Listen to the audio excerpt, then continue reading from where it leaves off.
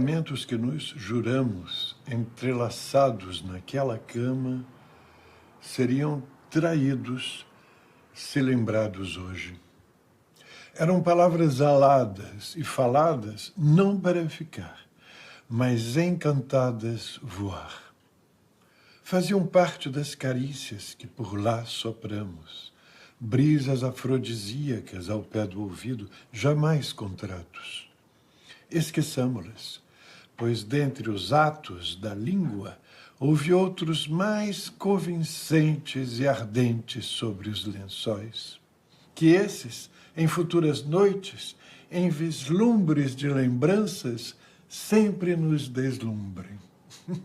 Eu digo sempre assim, que quando eu estou escrevendo poesia, o Cícero poeta está escrevendo. Se chegar o Cícero filósofo, o poeta se manda. Ele não aguenta o filósofo. E se o filósofo estiver escrevendo, o poeta nem chega perto. Eu queria falar 2 ou 3 palavrinhas sobre ele. Cícero foi um dos maiores pensadores do Brasil. Assim, Cícero era um homem muito erudito, lia grego arcaico, grego clássico, latim, entre outras línguas modernas, traduzia poeta grego, poeta latino.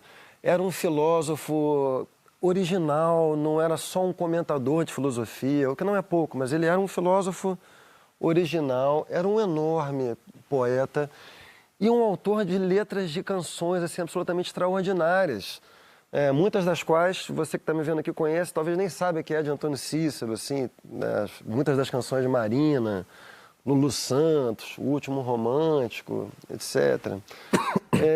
E além disso tudo, assim, Cícero teve o que a gente poderia chamar de uma morte filosófica.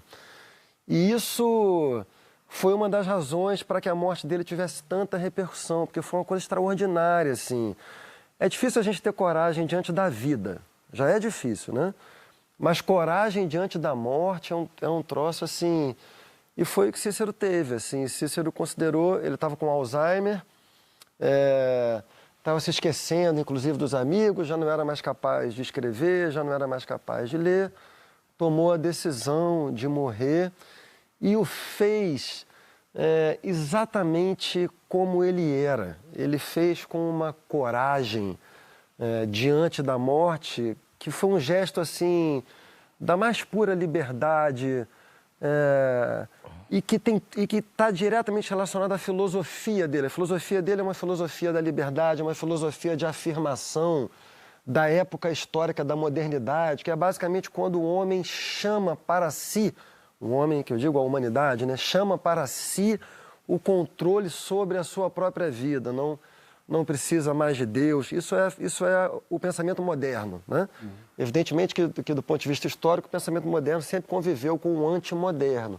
Mas Cícero era um moderno, viveu como um moderno, e para os amigos dele, isso foi uma coisa muito forte, assim, porque os amigos estavam vendo Cícero definhar, ficar fraco, se afastar de si, e de repente, assim, teve esse paradoxo que foi diante da morte que Cícero voltou a ser, ainda que por instantes, aquele ser livre, plenamente dotado de razão e de liberdade que todos nós conhecemos. Então, para os amigos, a morte dele teve essa explosão de vida e também um gesto, assim, perturbador, assim, que é o gesto de um chamado à coragem, sabe? Eu me senti assim, porque se eu tiver numa condição... Explica só como é que foi, o que ele fez. Isso, existe uma diferença entre eutanásia e morte assistida, né? Isso é um debate importante, assim, um debate difícil de fazer no Brasil nesse momento. Mas eutanásia é quando um médico, né, aplica em você uma substância que vai te fazer morrer, né? Morte assistida é quando você mesmo toma a decisão de morrer em plena posse das suas faculdades mentais. Então, no caso do Antônio Cícero, ele...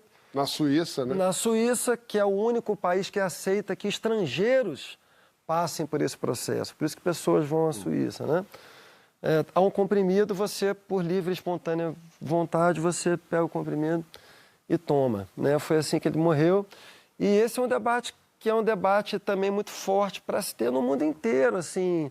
E por fim, João, assim, aqui, última coisa que eu vou falar, prometo, assim, todo mundo me conhece, sabe que eu sou ateu, mas que eu sou muito respeitador de todas as religiões, assim, principalmente nesse momento de evangélicos, porque eu considero que a gente precisa dialogar com esse fenômeno no Brasil. Então, vocês não me... Eu ouço louvor, toco louvor no piano, as pessoas sabem, eu sou casado com uma católica atuante, ativa, praticante, mas eu devo aqui ser fiel ao meu amigo Antônio Cícero e dizer que a morte dele foi um gesto de ateísmo militante. Cícero era um pensador muito complexo para ser um militante. A filosofia dele não é uma filosofia militante, mas ele, curiosamente, assim, na hora de morrer, ele teve o gesto mais militante da sua vida. E é um gesto que afirma um ateísmo profundo, lá onde eu acho que o ateísmo deve ser afirmado, que é nesse lugar que eu considero que a única razão para que eutanásia ou morte assistida não sejam permitidas em vários países é por motivos religiosos. Então, nesse momento, eu vou ser fiel a meu amigo Antônio Cícero e a seu ateísmo militante, porque eu considero que morte assistida deveria ser permitida em qualquer estado. Guardar uma coisa não é escondê-la ou trancá-la. Em cofre não se guarda coisa alguma.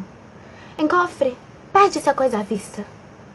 Guardar uma coisa é olhá-la, fitá-la, mirá-la por admirá-la.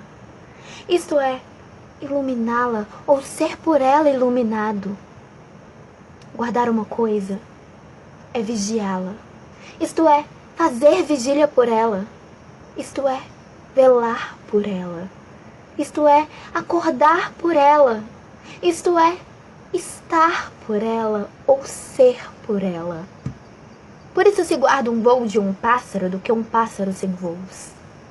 Por isso se escreve, por isso se diz, por isso se publica, por isso se declara ou declama um poema, para guardá-lo. Eu andei assim, sem paz com o piano. A cada nota do piano correspondia uma sílaba. Não sei o que me deu. Quem inventou fui eu. Fiz de você o sol da noite primordial. E o mundo fora nós se resumia até de se resumia até de bom. Foi agora, quando em você tudo se cumpriu. Correria 2.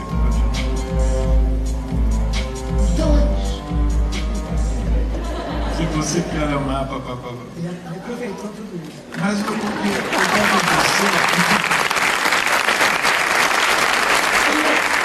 O que aconteceu foi que, não sei, teve uma loucura na minha cabeça que veio assim,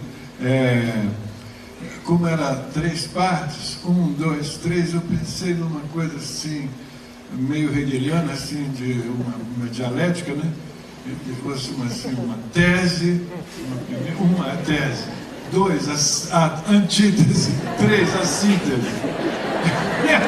E acabou ficando a história assim mesmo, entendeu? A história de amor acaba sendo isso na própria música.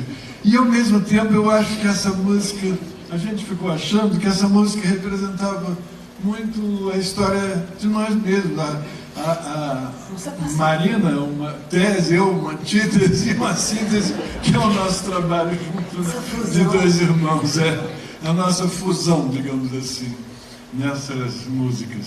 Então nós resolvemos fazer isso, a última música do espetáculo, essa 3.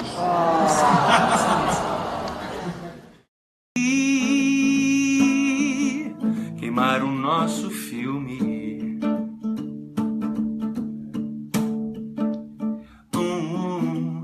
Longe do outro, morrendo de tédio e de ciúme. Na há com nós? E o que há com nós dois, amor? Me responda depois.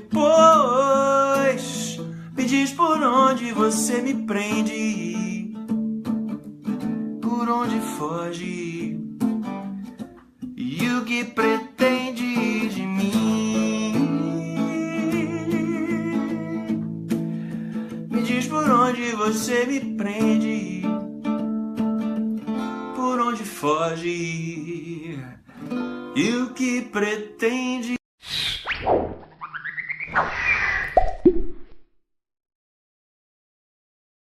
Tédio, falta de criatividade, confusão, burrice e conformismo. Desliga a televisão e vá ler um livro.